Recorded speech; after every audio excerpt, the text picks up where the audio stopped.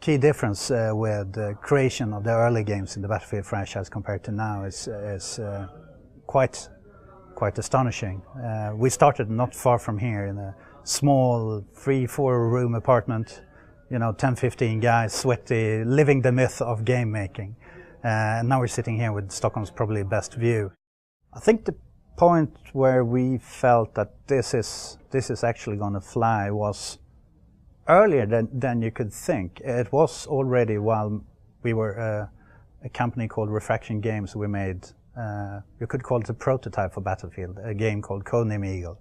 And we loved the multiplayer. It was more or less Battlefield. And we got a small but really true community playing the game. We felt that if we just do this, and this, we're going to have a great game. So we became DICE in early 2000, and we started working on what sooner to become 1942. So all the way through, when people questioned, can they really pull this off? I had a really hard time finding a publisher who thought we could actually do it. But all the way through that hassle, we felt that this is going to be great. So it's more of, it's not that we can't do it, it's just we have to prove to the world that we can do it.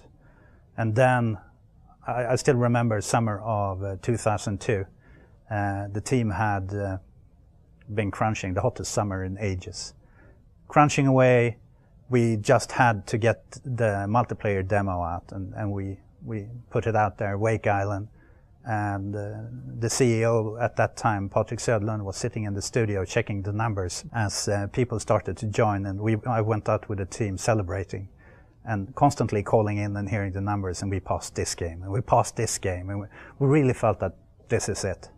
And then coming to Alameda, San Francisco, showing off the game on USS Hornet, the carrier, with 64-player LAN, you could really smell that it was success in there.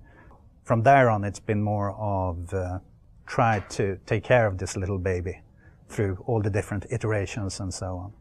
So it's extremely dear to us. So after 12 years of making Battlefield, there are definitely pitfalls to stay away from and things you need to question in order to constantly deliver something new. With so many games, you're always afraid of turning stale, and number one is always listening to the community, since it is for them we make the game, so that's where you start. Second part is constantly bringing in fresh blood and opinions. We definitely don't go with the guru sitting in the room and coming up with a great idea, and here's what you're going to do. It's rather the reverse, that all the ideas flow inwards. And I would say a lead designer at DICE is rather the person who compiles the ideas and make a coherent experience out of it.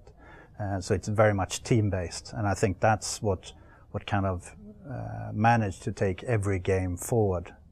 We definitely don't lack ideas, since we do it in that way. I mean, 150 brains think better than one. So then it's more of kind of betting your money on the right horses. It's quite amazing. I mean, the Battlefield franchise, from the start, it's been DICE making it, and it's still the same studio, a lot of it the same people from those early days. But today, more or less everyone in the studio have experience from the Battlefield franchise, even though we make other games. I think managing to keep the core group for such a long time has been, part of it is we make games we love to play. It's a luxury that not every studio has, and we do have it. So I've been doing this for 12 years, and people wonder whether I'm crazy or easy going, but it's just the fact that we make games that we love. It's still the same mentality of games first, but it's more smart thinking behind it.